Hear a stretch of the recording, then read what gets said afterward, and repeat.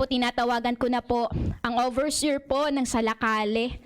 Palakpakan po natin ng Lord sa buhay po ni Pastor Mark Motas.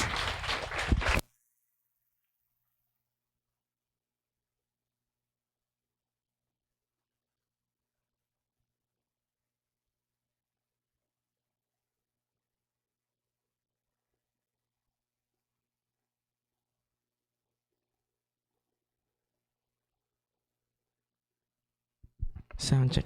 Okay po. Magandang gabi po sa bawat isa. Good evening po sa Lord and good evening po sa bawat isa. So welcome po sa gawain po natin sa overnight prayer meeting. Amen po. So welcome po sa mga taga Santo Tomas. Taas nga po ang kamay ng taga Santo Tomas. Taga Dayapan.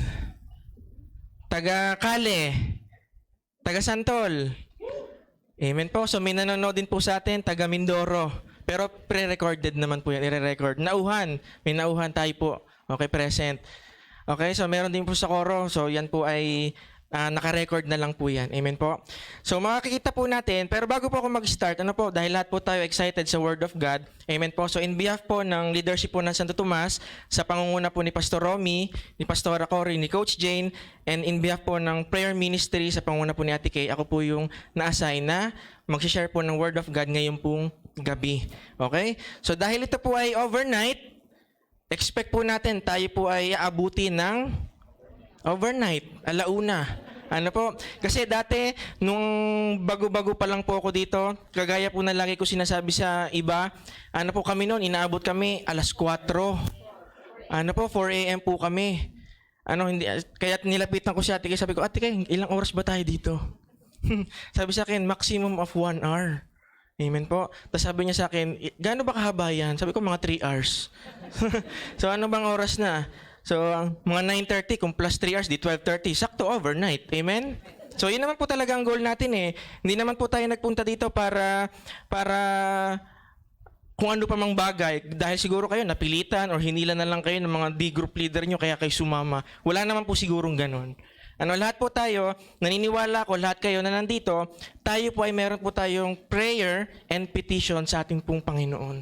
Hindi po tayo napunta dito dahil wala lang, dahil trip lang natin, dahil siguro may problema sa bahay, ayoko sa bahay, dito na lang ako sa prayer meeting. Hindi po ganun. Amen po. Lahat po tayo, meron po tayong ginogol.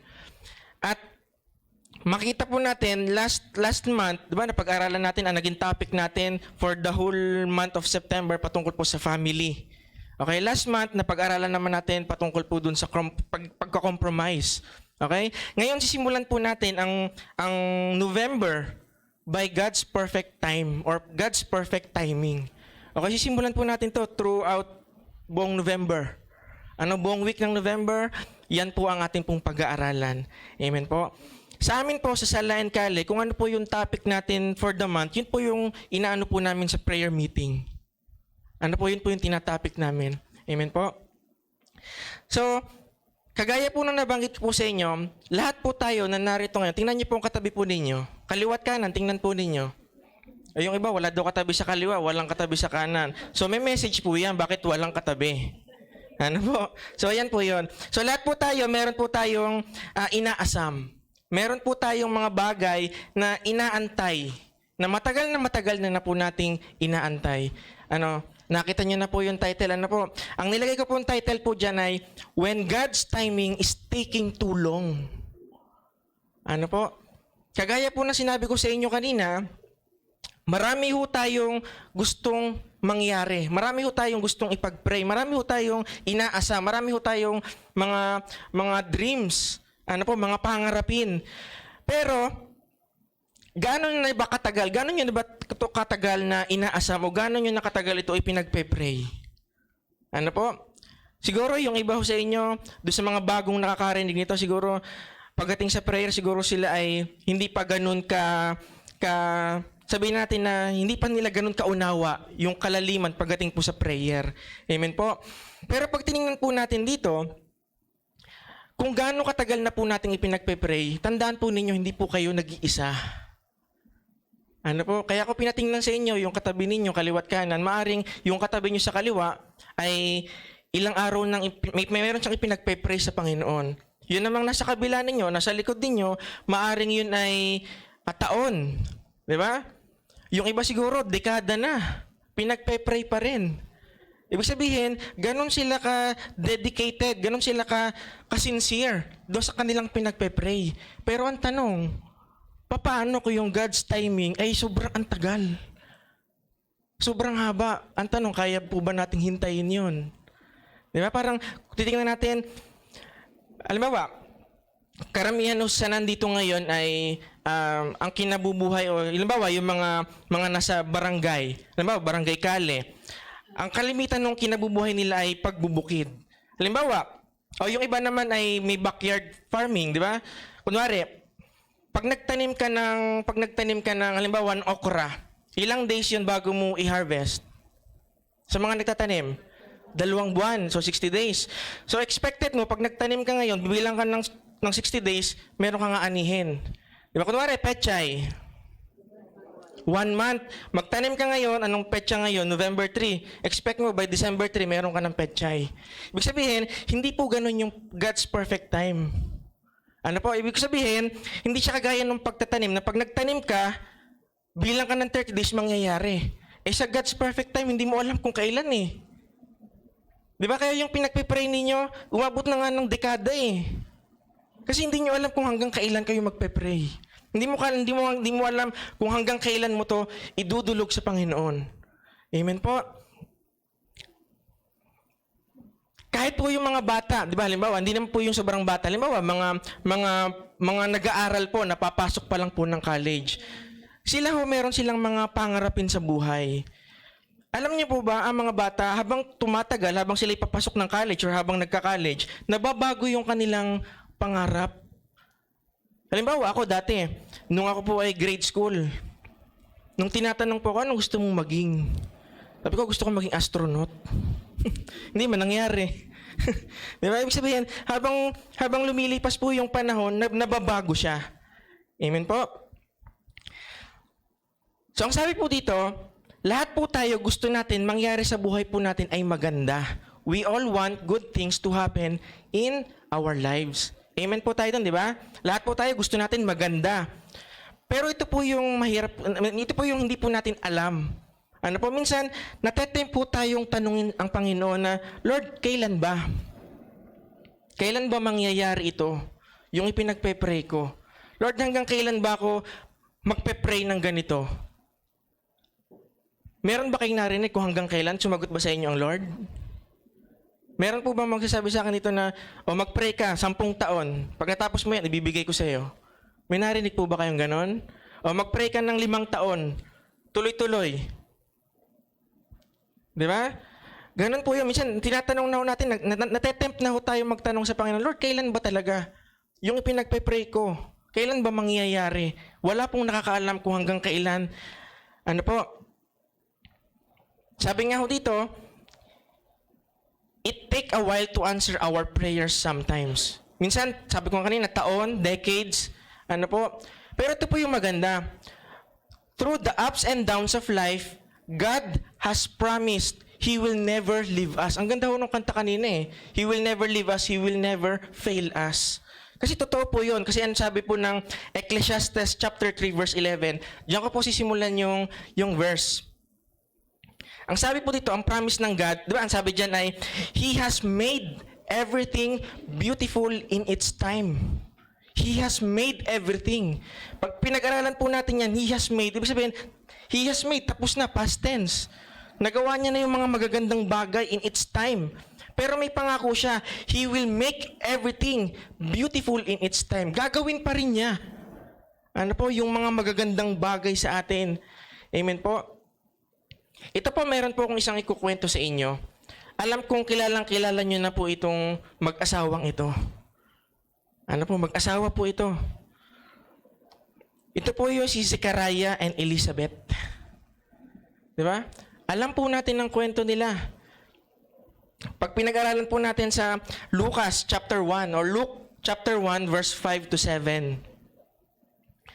The story of the Jewish high priest Zechariah and his wife Elizabeth is powerful and inspiring. Ano po? Yan, nilagay ko na po dyan. Zechariah and Elizabeth's amazing miracle. Kamangha-manghang milagro. Di ba? Amazing miracle. Pag binasa ko natin yan, Luke 1, chapter 1, verse 5, 1 to 7. Ang sabi diyan, in the days of Herod, king of Judea, there was a priest named Zechariah of the division of Abijah. And he had a wife from the daughters of Aaron, and her name was Elizabeth. And they were both righteous before God, walking blameless in all the commandments and statutes of the Lord. Verse 7, but they had no child because Elizabeth was barren and both were advanced in years. Pag tinagalog ho natin ito, pero hindi ko na babasahin isa-isa sa Tagalog. Pag pinag-aralan po natin sa Tagalog tong Elizabeth was barren, ang ibig sabihin po noon, siya po ay hindi po siya capable mag-anak. Di ba? Pag sinabi pong barren, siya po ay baog. Hindi po talaga siya po pwedeng magkaanak. At isa pa, they were advanced in years. Pag sinabi po nating advanced in years, sa ibang translation, ito po ay old. At pag sinabi sa Biblia, pag sinabing old, hindi po to 30, hindi po to 40, hindi rin 50, hindi rin 60, hindi rin 70. Okay? Ayon po sa mga Bible scholars, ang pinakamatandang babae na nanganak sa Biblia ay sino? Si Sarah, ilang taon? 100 daw. Sure ka ba? 100? 90. Siya po yung pinakamatanda babae na nanganak sa Biblia. Hindi ko alam kung ito yung sunod si Elizabeth. Si Elizabeth po ay 88 nung nanganak. Kaya nga may nakikinig ako kanina, may nag-uusap na magkumari ba ito? Nag-uusap na kinig ko kanina. Sabi ko, ilang taong ka na? 47 daw. Gusto pa daw magkaanak. Sabi ko, pakinggan mo itong preaching. 88. Di ba? Si Sarah, 90. Pag pinag-aralan po natin, si Zechariah, siya po ay 90. 90? Ilang taon po siya nung nanganak si Elizabeth? 99. Okay? 99. Isang taon na lang, centennial na. Biruin niyo po yun. Paano mo pangahawakan nyo na ang asawa mo'y baog? Pares kayong advance in years. Paano mo makikita na kayo, kunwari, kayo yon o tayo yon, makikita mo ba sarili mo na magkakaanak pa ba ako? Imagine mo kung gaano katagal yung inantay nila. Ano po? Pero ito po yung maganda, sabihin ko sa inyo.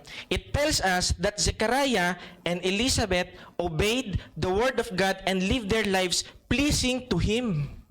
Kaya binanggit dun kanina, di ba? They were both righteous before God, walking blamelessly. Di ba? Yun yung ginawa nila. At ito po yung maganda. The couple was very old and unable to have any children at all. Wala sila talagang kapag-apag-asang magkaanak. So anong ginawa nila? So they cried out to God and He heard them. They cried out and He heard them. Tuloy po natin, Lucas 1, chapter 1, verse 13 to 14. Anong sabi? But the angel said to him, do not be afraid, Zechariah, for your prayer has been heard. Di ba? Ilang taon kaya silang nanalangin? Hindi natin alam kung hanggang kailan, kung gaano katagal. And your wife Elizabeth will bear you a son, and you shall call his name John. And you will have joy and gladness, and many will rejoice at his birth. Di ba? Yun po yung God's perfect timing talaga eh. Hindi natin masabi kung hanggang kailan, pero kita po ninyo, at the age of 88, nanalangin sila, they cried out to the Lord, and they heard them. Ano pang sabi? John the Baptist was born at the perfect time because he became the forerunner of Jesus. Alam niyo yung forerunner? Sa Tagalog, siya po yung mangunguna kay Jesus. Siya po yung magpe-prepare nung dadaanan ni Jesus. Di ba? Kung hindi ho siguro nabuntis or hindi nagkaanak si Elizabeth at si Zechariah, sino yung magiging John? Di ba? Alangan namang si maging Peter the Baptist na. Di ba? Hindi na John the Baptist, Peter the Baptist na. Kaya may tanong po dito, kayo ba ay nadi-discourage? Are you discouraged? Doon sa mga prayer ninyo na ilang taon nyo nang ipinagpe-pray? Di po ba? Yung iba nga ho, sabi natin iilang araw pa lang nananalangin. Nagpa-follow up na kay God, Lord, na-attend naman ako ng Sunday service na-attend naman ako ng prayer meeting, na-attend ako ng Dawn Watch, nagpupuyat naman ako sa overnight prayer meeting, bakit wala pa din? Ilang araw pa lang. Ilang araw pa lang po tayo nananalangin, pero alam niyo po yun, fina-follow up na ho natin ang Diyos. Have you prayed and still not receive an answer? Kayo ba ay patuloy na nananalangin pero ang sagot ay ano bang sagot? Kaya nagtatanong ako sa laro kanina eh. Sabi ko, bakit yes at no? Dapat tatlo yan eh. Yes, no, at saka wait. Di ba? If you have prayed according to God's will, then you have to believe that He heard you. Kung daw ikaw ay nanalangin nang ito po ay naayon sa kalooban ng Diyos, maniwala ka na ito ay pinakinggan ng Diyos. His word says in Matthew 7:7-8, ano pong sabi? Alam po natin yan. Lagi po itong kinokot ng ating pong leader, ng leader po natin, di ba? Sa prayer ministry. Sabi, ask and it will be given to you. Seek and you will find. Knock and the door will be open to you. For everyone who asks receives. The one who seeks finds. And to the one who knocks, the door will be opened. Alam naman ho natin yan, matagal na panahon eh. Naalala ko nga doon sa baba, meron pa yung tarpaulin na malaki doon eh. Pero ang tanong kasi, gusto ho natin. Pero ang problema, nag-ask ba tayo? Gusto kasi natin instant eh. Di po ba? Gusto natin aras-aras eh. Gusto natin agad-agad mangyari. Pag tayo nag-pray ngayon, mamaya gusto natin may result na. Pero hindi ho ganun. Ano pa sabi? Seek and you will find. Paano mo makikita kung hindi ka naman naghahanap? Ano yung pag nakita mo, ay ito hinahanap ko. Bigla na lang lalabas. Hindi po siya ganun. Ano po? And the one, ano sabi? Knock and the door will be open to you. Paano kapag bubuksan? Ano yun? Hindi ka na kumatok. Basta ka na lang papasok. Di po ba? So ngayon, ito po yung pag-aaralan po natin. Ito po yung limang puntos or 5 points. Ano po natin pong pag-aaralan na patungkol po dito sa when God's timing is taking too long. Ano ba yung kailangan po natin gawin? Bakit ba talaga siya feeling natin nagtatagal? Pero feeling lang naman natin yon. Kasi di ba sabi ng salita ng Lord, yung isang araw sa Kanya ay ilang araw sa atin? 1,000 years. 1,000 days. 1,000 years, di ba? So yan po yun. Kaya kailangan po nating maunawaan ito. Ito pong 5 ito. Ang una pong puntos na ating pong pag-aaralan ay ito. Pray in line with God's will. Sabi ng 1 John chapter 5 verse 14-15, this is the confidence we have in approaching God, that if we ask anything according to His will, He hears us. And if we know that He hears us, whatever we ask, we know that we have what we ask of Him. Meron tayong confidence na lumapit sa Kanya. Confident po tayo. Kasi bakit? Anak niya tayo eh. Kaya lang ang nangyayari po sa atin, di ba nakalagay dyan, pray in line with God's will. Ngayon, ang tanong, alam mo ba yung will ng Lord para sa iyo? Hanggang ngayon, di pa rin po natin alam yung will ni God para sa atin. Di ba? Ilang taon na po tayo nakakilala sa Panginoon? 1 taon, 3 taon, 5 taon, 10 taon mo nang kilala si Jesus, hindi mo pa rin alam ang will niya para sa iyo? Dapat alam na po natin yung will, yung kalooban ng Diyos para sa atin. Paano po natin ito malalaman? As long as na hindi maapektuhan yung relasyon mo sa Kanya, at ito'y makakatulong lalo para lumalim sa Kanya, then kalooban ng Diyos yun sa iyo. Pero kung ang pinagpe-pray mo ay para sa ikalalayo ng loob mo sa Kanya, hindi yun kalooban ng Diyos. Di ba? Kaya minsan, kahit to anong pray po natin, di ba, may paiyak-iyak pa ho tayo. Kahit anong ilang beses kang pumasok sa prayer cell, kung hindi naman kalooban ng Diyos. Di ba? Alam niyo, ito po yung maganda. Di ba sabi ng salita ng Lord, hindi mo pa sinasabi, ay alam na niya. Ibig sabihin, bago mo palang sabihin, nakaready na si God eh. Kung ang pinagpe-pray mo ganito, alam nyo, may sagot na si God dyan. Nandun eh. Ipo-pour out na lang niya. Ang problema sa atin, anong problema sa atin? Hindi man natin alam yung will eh. Yung kalooban ng Diyos. Alam niyo, pag tumugma yung will na yun, ibubuhos niya na eh. Ready na siyang ibuhos. Alam niyo ba yung pagmamahal ng ama sa anak?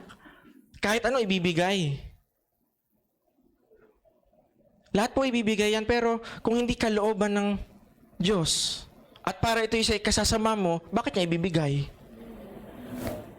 Kaya ang inaayos natin dito, yung ating puso.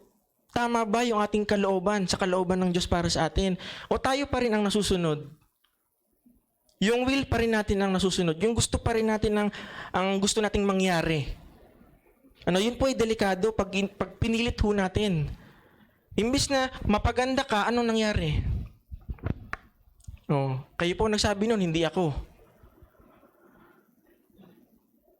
How do we pray according to God's will? Paano ba tayo manalangin nang ito po'y naayon sa kalooban ng Diyos? Kasi kailangan ho nating maunawaan kung ano yung kalooban ng Diyos para sa atin. Nang sa ganon, alam mo yun, hindi maubos yung oras mo sa pagpe-pray sa mga bagay na, alam mo, hindi naman kalooban ng Diyos sa'yo, pero ipipilit mo pa rin. At the end of the day, masasaktan ka lang. Kasi bakit? Hindi talaga ibibigay ni God yan sa'yo. Kaya mismo, tayo yung tinuturuan dito. Ano po? Kaya i-check po natin, ano ba yung pinagpe-pray natin? Di ba? Taon na, years, decades na. Tanong natin, Lord, tama ba yung pinagpe-pray ko? O ito lang ikagustuhan ko?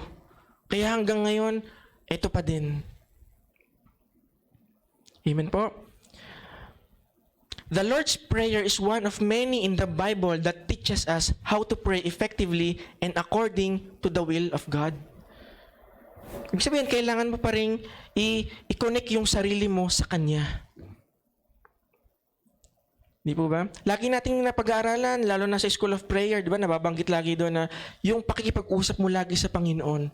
The more na nakikipag-usap ka sa Panginoon, makukuha mo ano ba yung kalooban ng Diyos para sa akin. Kasi hindi natin makikita o hindi natin malalaman yung kalooban ng Diyos kung hindi naman tayo nagpe-pray. Paano mo malalaman yung will ng Lord? Hindi mo nga siya kinakausap. Hindi nga tayo nagpe-pray. Magpe-pray lang po tayo kapag dawn watch. Kailan lang ba ang dawn watch? Tuwing Sabado, once a week. Pag may overnight, wala pang dawn watch. Wala. Hindi ka pa attend ng overnight. Di po ba? Lahat na po, binibigay na po sa atin. Tinutulungan na ho tayo ng ating mga D-group leaders, ng mga leaders po natin. Ang kailangan na lang po natin gawin ay sumunod. Kasi pag hindi ho tayo sumunod sa kagustuhan ng Panginoon sa atin, ay alam niyo na mangyayari sa atin. Tapos isisihin natin ng Panginoon, Lord, bakit ba ganito nangyari sa akin? Bakit ganito yung nangyayari sa pamilya ko? Bakit ako nawalan ng trabaho? Bakit hirap kami ngayon sa finances? Di po ba? Bakit yung relasyon naming mag-anak, bakit hindi ayos? Kasi kasama po ng prayer is yung pag-obey mo rin sa Kanya. Kasi pag nagpe-pray ka, nakipag-usap ka, meron ka kasing naririnig, na pag ikaw ay merong narinig, kailangan mong gawin or sundin, kailangan mong i-apply. Pero pag hindi mo siya ginawa, wala po mangyayari. Okay? So, next point. Ano po nakalagay dyan? Trust Him. Pag tayo po ay nanalangin sa kalooban ng Diyos, pray in line with God's will, kailangan po nating magtiwala sa Kanya. Bakit? Ano pong sabi ng Psalm 9:10? Those who know your name trust in you. For you, Lord, have never forsaken those who seek you. Okay po? So yan po yun. Kailangan po nating magtiwala sa Kanya. Doon po sa ating pinagpe-pray sa Kanya. Di ba sabi nga, once na ibinigay mo sa Kanya, nasa Kanya na yun. Wag mo nang balikan pa. Binigay mo na nga sa Kanya yung problema mo, bakit mo pa siya tinatanong, Lord, ano bang nangyari sa problema ko? Gusto mo ba ibalik sa'yo ng Diyos yung problema mo? Kasi tanong ka ng tanong eh. Diba, Lord, ito yung problema ko, ito yung pinagdadaanan ko. Di ba nagpe-pray tayo na sana tulungan tayo ng Diyos. Ibinigay mo na sa Kanya. Ngayon, tinatanong-tanong mo siya ngayon. Lord, ano bang status na ng aking prayer? Di po ba? Proverbs 16:9. The heart of man plans his way, but the Lord establishes his steps. Okay? So tayo daw po ay, ano sabi? Tayo po ay nagpaplano. Pero, ang Lord ang nagpapatupad. Di ba? Last week, nagkaroon po kami ng planning. Okay? For the year 2024. Pero syempre, alam naman natin, tayo po ay nagpaplano, pero ang Diyos pa rin ang magpapatupad po nito. Kagaya po ng sinabi po dyan. Kaya ang kailangan po natin laging gawin ay magtiwala po dun sa ating Panginoon. Nanalangin tayo sa Kanya, magtiwala tayo, nagagawin niya yan. Kasi sabi ng salita ng Diyos, Jesus is the same yesterday, today, and forever. Hindi po siya nagbabago. Kung paano po niya tinulungan ang mga nasa Old Testament, isa-isahin nyo na lahat ng pangalang kakilala nyo sa Old Testament. Kung paano tinulungan ng Diyos yun, ganon din po tayo tutulungan. Ang kailangan lang po natin ay magtiwala. Trust Him. Proverbs 20 verse 24. A man's steps are from the Lord. How then can man understand his way? Ibig sabihin, sa Lord pa rin ang galing yan eh. Kaya minsan, marami ho tayo nagiging tanong. Yung iba ho sa atin, pag tinanong natin, alam mo ba ang purpose mo? Bakit ka nandito? Alam niyo ba ang purpose niyo? Bakit po kayo nandito? O, kakunti na po sumagot. Okay? So, yun po talaga. Kakunti na sumagot, kakunti na ho nakakaunawa. Kaya dapat maunawaan natin, bakit ba tayo nandito? When God directs our paths, He sometimes leads us in ways that don't make sense to us. Kaya minsan parang hindi natin nauunawaan, wala tayong interest. Minsan pag may nag-invite sa'yo, alam mo, in-invite ka first time mo umattend dito. 'Di ba? Minsan magtatanong ka, ano ba 'tong napuntahan ko? Pero hindi natin alam, sa una lang 'yan. Kagaya ng bawat isa sa atin.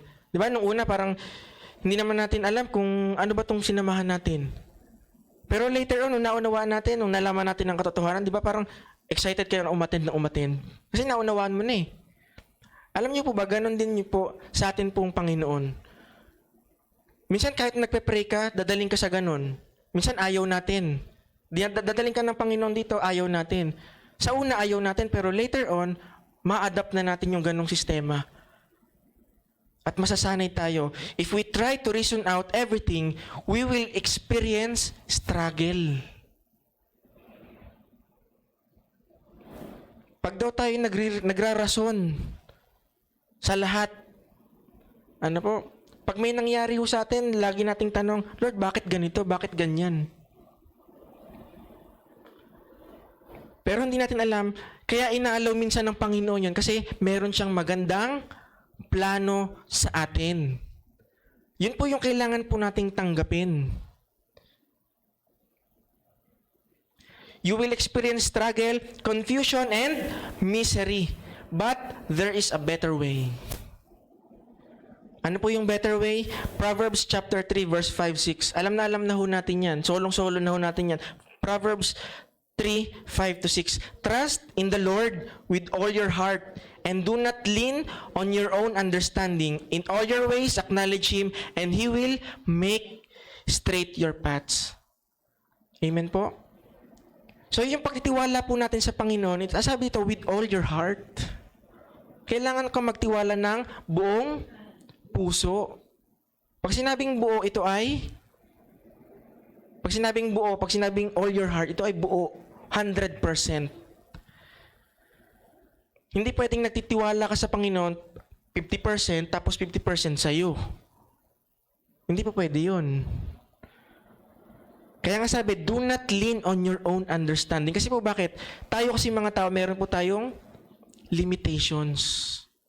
May hangganan po tayo. Pero ang Diyos wala. Kaya, kailangan po talaga nating magtiwala sa Kanya with all our hearts. Kaya ito po yung magandang nangyayari pag tayo nagtiwala sa Kanya ng buong puso. Anong nangyayari? In all your ways, acknowledge Him and He will make straight your paths. Dadaling ka dun sa katuwiran, dun sa tama. Hindi ka dadalhin ng Panginoon dun sa ikaw ay mapapahamak, dun sa ikaw ay masasaktan. Or sabihin natin na ikaw ay pwede mo siyang questionin. Hindi ka dadalhin doon ng Panginoon. Sabi nga dito, when you trust in the Lord, you will constantly experience miracles. Ano po yung mga milagro ng buhay mo na patuloy mong nararanasan simula noon hanggang ngayon nung nakilala mo si Jesus? Marami ho yan. Marami ho tayong mga milagrong nararanasan. Di ba? Yung buhay natin, lagi nating narinig na you only lived once.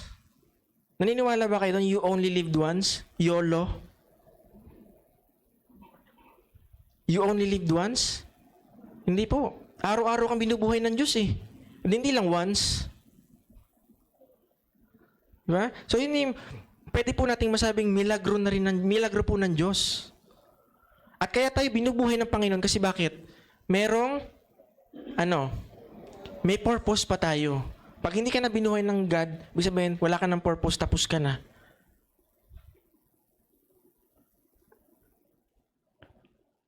Sabi po dito sa mga miracles, He's known for making dry bones rise again and creating rivers in the desert. Ang kailangan po natin gawin, trust in His power as well as His timing. Ano po, nagtitiwala tayo sa Kanyang kapangyarihan, sa Kanyang kakayanan, pero magtiwala rin po tayo dun sa timing niya. Alam niyo po kung bakit natin kailangan talagang magtiwala sa Kanyang timing? Alam niyo po kung bakit? Kasi ang God, siya po yung author ng time. Kasi bakit? He is Alpha and Omega, beginning and end.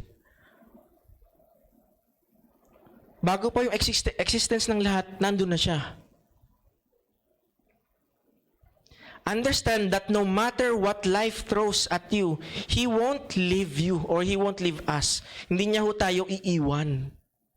Yun ho yung magandang pangako ng Diyos sa atin. Kaya let your trust for God speak out in your communication with Him. Kailangan nun nating ibigay sa Kanya, sabihin sa Kanya. Halimbawa, meron kang pinagdadaanan. Sabihin mo sa Lord, may pinagdadaanan ako. Hirap na hirap ako ngayon. Pero, nagtitiwala pa rin ako sa iyo.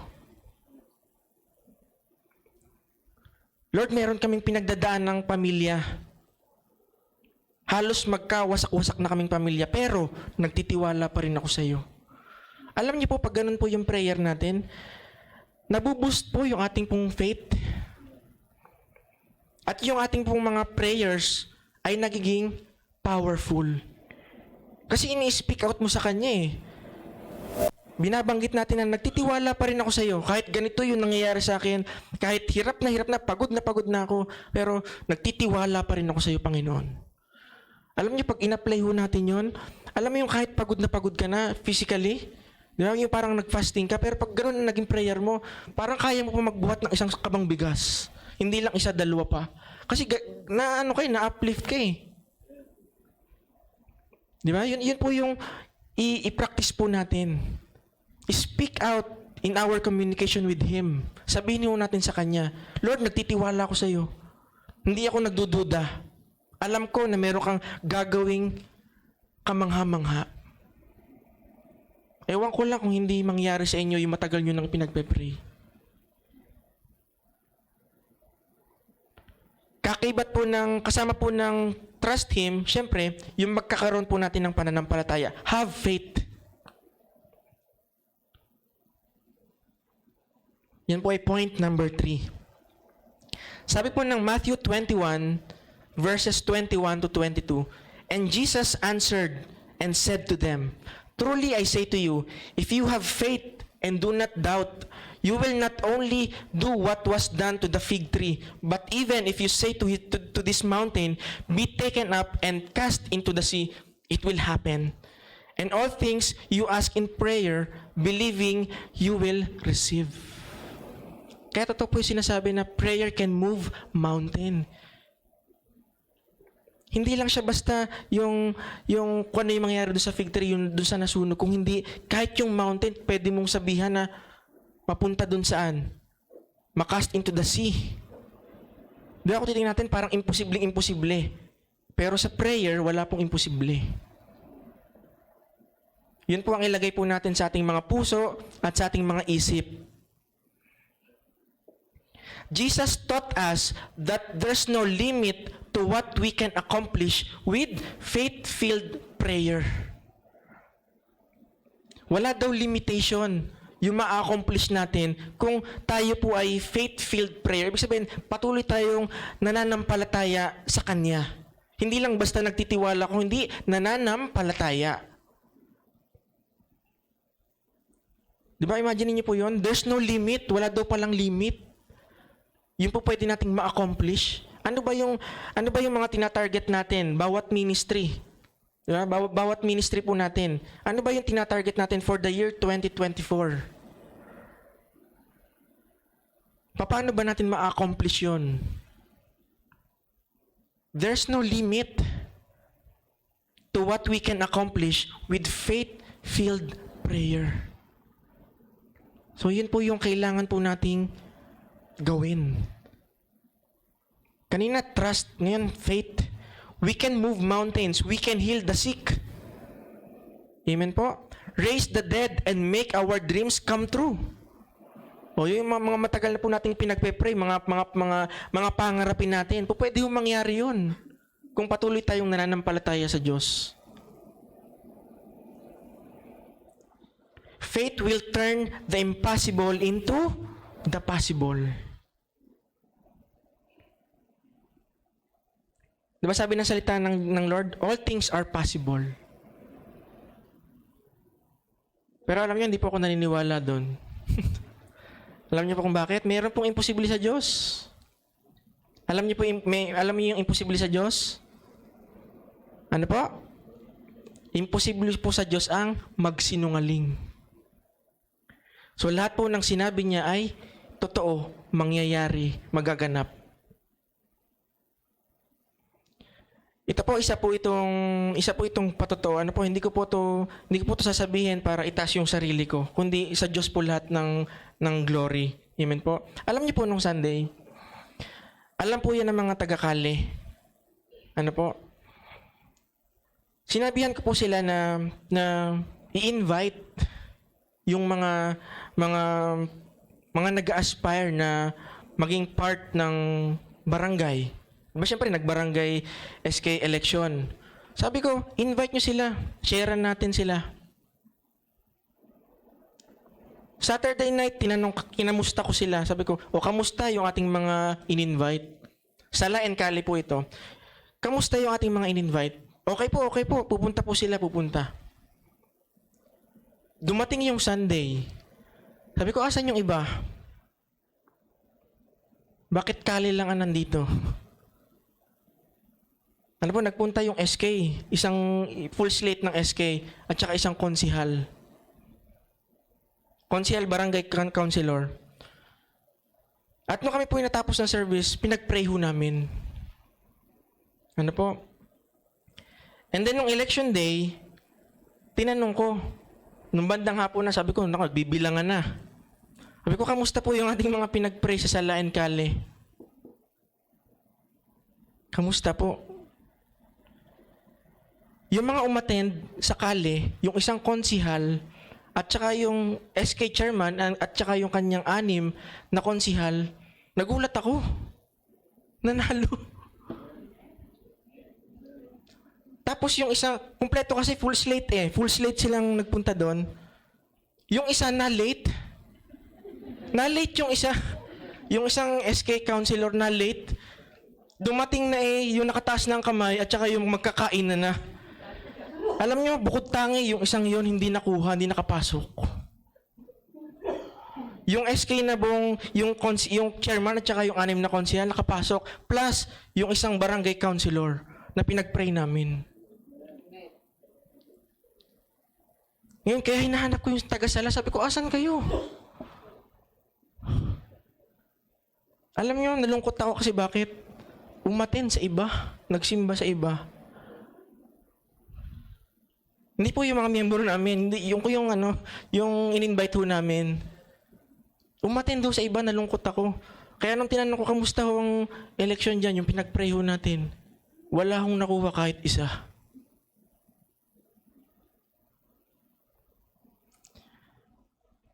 Yun po ang totoo. Kasi bago pa ho mangyari yung pag-i-invite ko sa kanila, syempre pinagpe-pray ko din naman na yung lahat ng dadalo dito, will ni Lord yung mangyari. Total, inuna nila si Lord. O yan, ang blessing. Ito sa mga hindi inuna si Lord, alam nyo. Kaya sabi ko sa kanila, kita nyo, ang nagagawa ng prayer. Pag talaga naging totoo kayo, di ba? Magugulat kayo. Yung mga hindi nyo ine-expect, alam nyo yung konsihal na yon, yung barangay councilor, patatlong beses na. Yung una, pangalawa, laging laglag. Laging talo. Aba, itong nangyari nung Monday, na pang-4 pa. Nakalusot. So, yun po yung nangyari po noon. No? So, sa Lord po lahat ang glory. Okay? So, yun po yun. Faith will turn the impossible into the possible. So, wala pong imposible sa Diyos as long as siya po ay inuna natin. Kahit po anumang pangyayari sa buhay mo, kailangan mo unahin ang Diyos. Patuloy tayo magtiwala, manampalataya sa Kanya. Amen? Fourth, ano po bang oras na? Okay? So, kaya pa. May 2 hours pa ho tayo. May 2 oras pa. Wait with patience. Nakuha na natin yung kalooban ng Diyos. Nagtiwala tayo sa Kanya. Anong sunod? Nananampalataya tayo sa Kanya. Ito naman yung kasunod, wait with patience. Di ba yung patience, isa po siya sa fruit of the Holy Spirit. Kaya kailangan meron po tayo niyan. Nagpe-pray tayo, kailangan maghintay ho tayo. Wag ho tayong nagmamadali. Hindi yung 19 years old, gusto mo nang magkaanak, gusto mo nang mag-asawa. Ba't kayo natawa? Amen po. So wag ho tayo magmamadali. Kasi pag nagmadali ho tayo, masisira ho yung plano ng Diyos. Nawawala ho tayo dun sa alignment ng God para sa atin. We spend a lot of time in our lives waiting because change is a process. Proseso. Kaya wag ho tayo magmamadali. Ano po? Ito po ay message po sa mga young people. Ano po? Wag ho tayo magmamadali na tayo ay alam ng bawat isa siguro na meron kayong mga pinagpe-pray na magiging partner ninyo. Pero hangga't hindi pa time, huwag muna.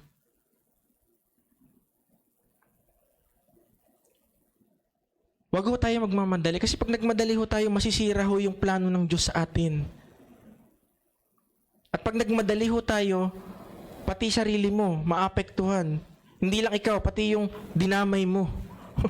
Kasi gusto mo agad eh. Nagmamadali ka, alam mo may plano din ang Diyos doon. Pero dahil niligawan mo, nasira din ang buhay niya. Nandamay ka pa. Nagtuturuan na. Yun kasi. Nagtuturuan na. Amen po.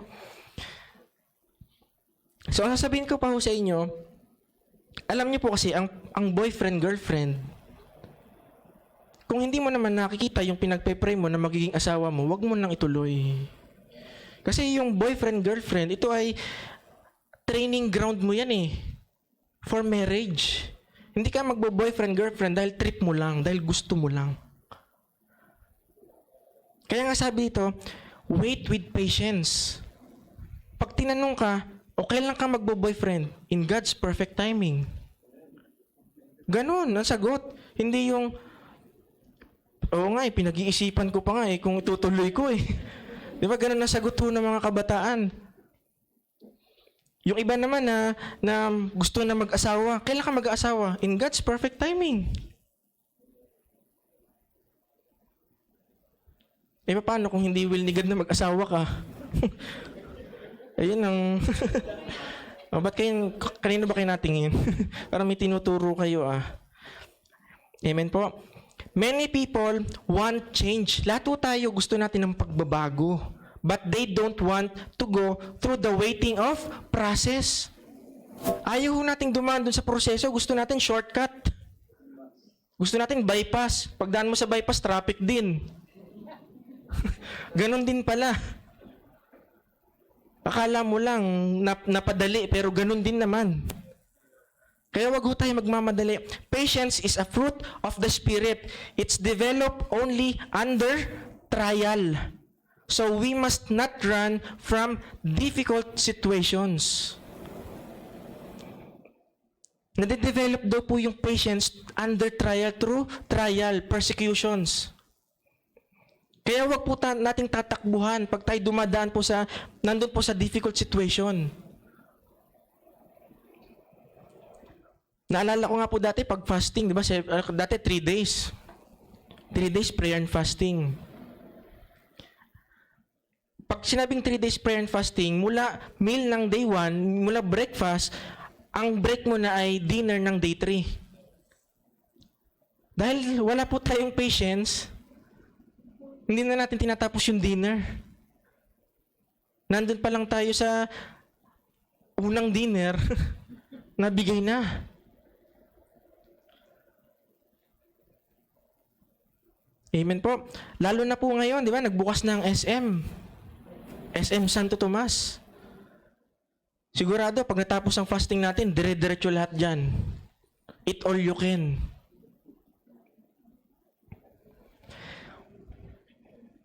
Sabi po ng James 1, verse 4, but let endurance and steadfastness and patience have full play and do a thorough work so that you may be perfectly and fully developed, lacking in nothing.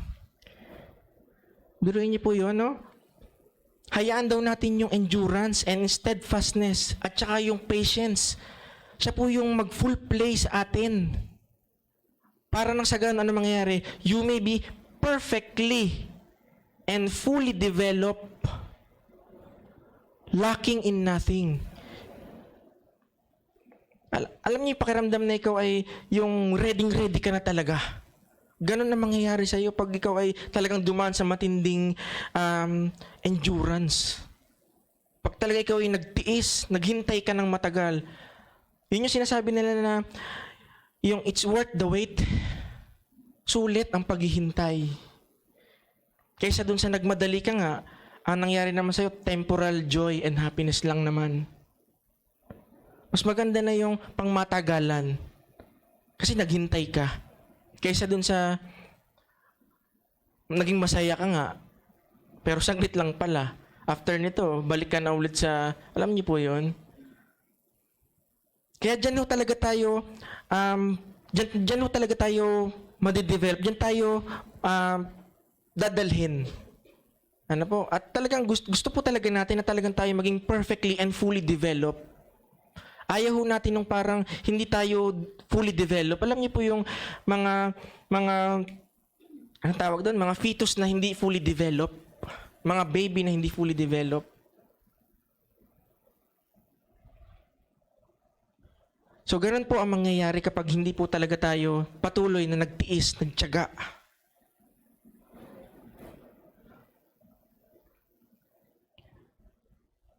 So, ito po yung pinakahuli.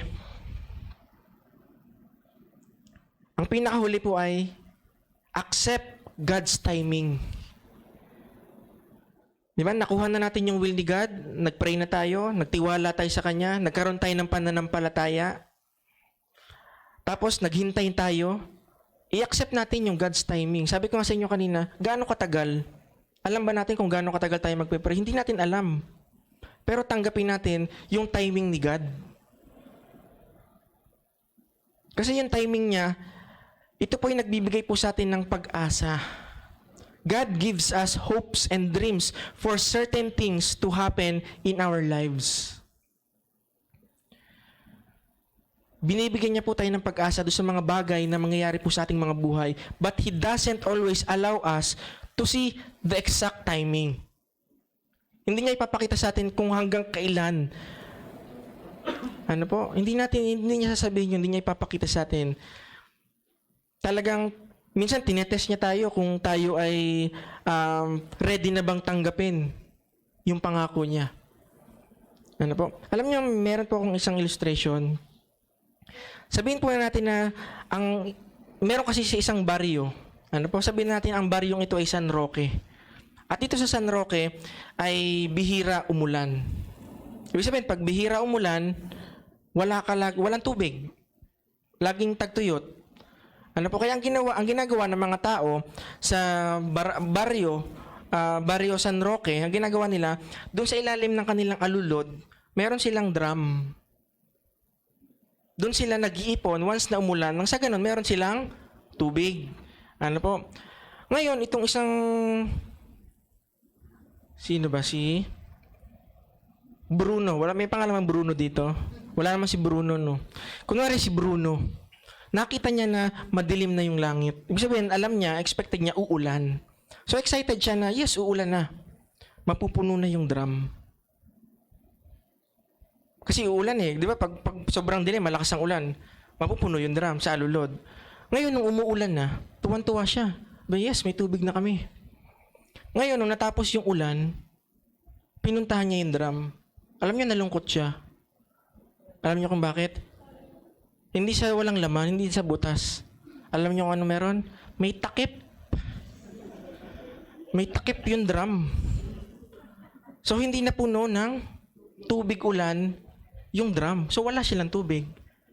Alam niyo, ganun po yung promise ng Lord. Ibinibigay naman niya eh. Ang problema, hindi tayo ready. Nadadala lang tayo ng emotion. Masaya tayo na, yes, may darating na blessing. Pero ready ka bang tanggapin yung blessing? Kita po ninyo yung drum, hindi nabuksan sa sobrang excitement. Yes, uulan, may tubig na. Eh, sarado. Ano nangyari? Adi lahat ng tubig sa alulod, tapon lang ng tapon. So, nung nangailangan sila ng tubig, walang magamit. Ano po? So, yun po yung biyaya ho ng Diyos. Hindi ho natin alam kung hanggang kailan tayo mananalangin. Kung ano man yung pinagpe-pray ninyo. Di ba? Mamaya may kanya-kanya ho tayong prayer item per groups. Ano po? At kung ano man yung pinagpe-pray ninyo, balikan niyo yung point number 1. Ito ba'y kalooban ng Diyos? Baka kaya hanggang ngayon hindi tinutugon ni God kasi hindi pala kalooban ni God to. Di ba? Pray tayo ng pray ng work, ng trabaho. Pero bakit hindi ibibigay ni God? Kasi baka pag nagkatrabaho ka, makalimutan mo ng ministry. Baka pag binigyan ka niya ng kapartner sa buhay, baka makalimutan mo na si God. Kaya hanggang ngayon, wala ka pang partner. Kaya pag dumadating po tayo sa puntong gano'n, wag po nating i-blame si God. Wag natin siyang questionin na, Lord, bakit naman ganito? Bakit siya? Ang bilis nagkapamilya, bakit ako hindi? Diba? Bakit siya? Ang ganda ng bahay. Bakit kami hindi? Bakit ako hindi? Bakit siya, ang laki ng sweldo niya, ang laki ng tithes niya, bakit ako hindi? Wag na wag po nating i-compare yung ating sarili sa iba. At wag po tayong maiinggit sa iba. Kasi po alam niyo kung bakit? Hindi mo alam, yung iba naiinggit din sa'yo. Hindi sa masamang paraan. Amen po. There are times when we might give up if we knew how long it was going to take. Minsan gusto na nating sumuko. Alam mo yung pakiramdam na tumatakbo ka, pero hindi mo kita yung finish line. Ganun ho yung pakiramdam. Hindi mo alam eh. Hindi mo pa kita eh. Malayo pa. Di ba pag pinakita ni God yung finish line, mag-aarat-arat tayo, magpapandalas tayo. Pero hindi mo alam, habang dumadaan ka doon sa papuntang finish line, meron kang natututunan. Kaya wag po tayong magmamadali. But when we accept God's timing, we can learn to live in hope and enjoy our lives while God is working on our problems. Hayaan po natin na ang Diyos ang magtrabaho nito.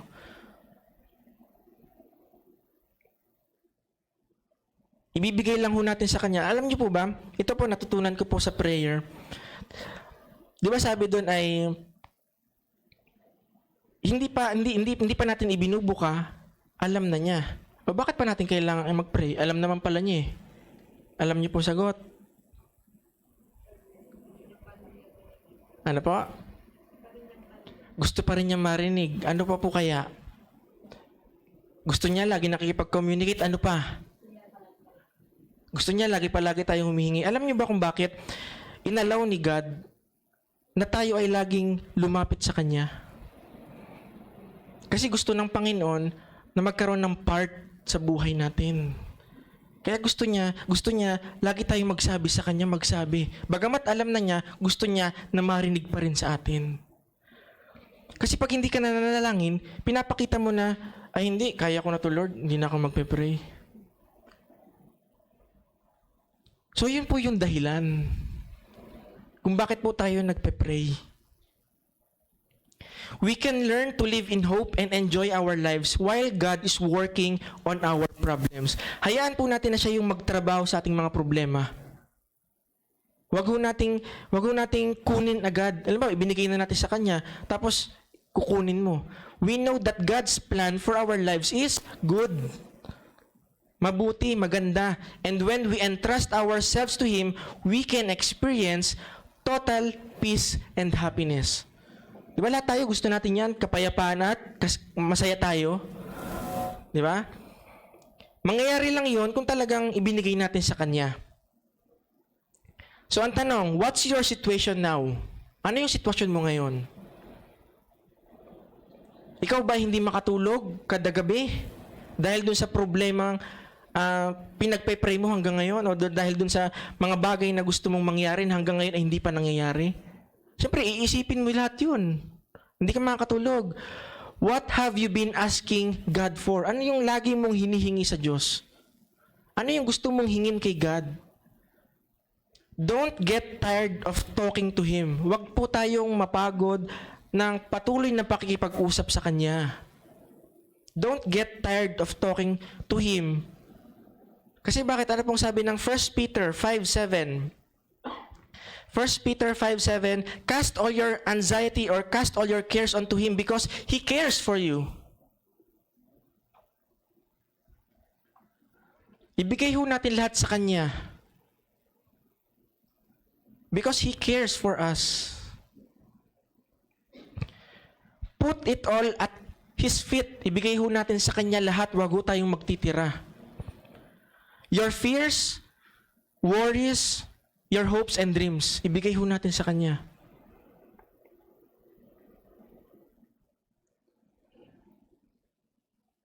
Kaya sabi nga ho dito, talk to Him in faith and believe that He has heard you. Maniwala ka, narinig na ng Diyos yan. At ang emosyon ng Diyos, alam niyo ba? Ready na siyang i-pour out. Buksan yung windows of heaven to pour out the blessing to you. Ready na siya. Ikaw na lang ang inaantay. Don't give up. It's not too late to receive that healing. Kung ikaw man ay nasaktan o kung ano man yung nararamdaman mo sa iyong puso, yung promotion. May nakalagay dito, or for your lost child to come back home. Para kagaya po ng prodigal son. Amen po. Stand firm in faith and get ready. Ready na po ba kayo? Ready na po kayo?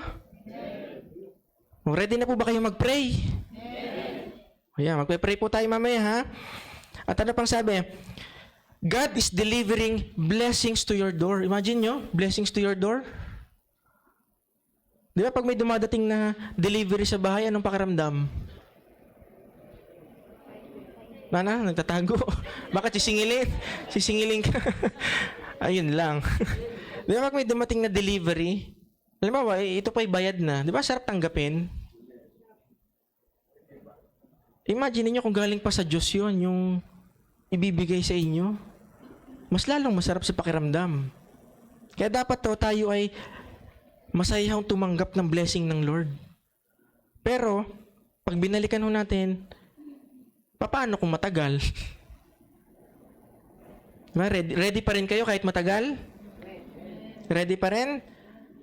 Dapat ready pa rin po tayo when God's timing is taking too long. So yan po yun. Yan po yung 5 na kailangan po nating maunawaan.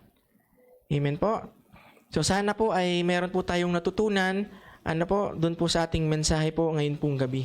Sige po, tayo po ay manalangin lang po saglit bago po tayo mag-overall prayer.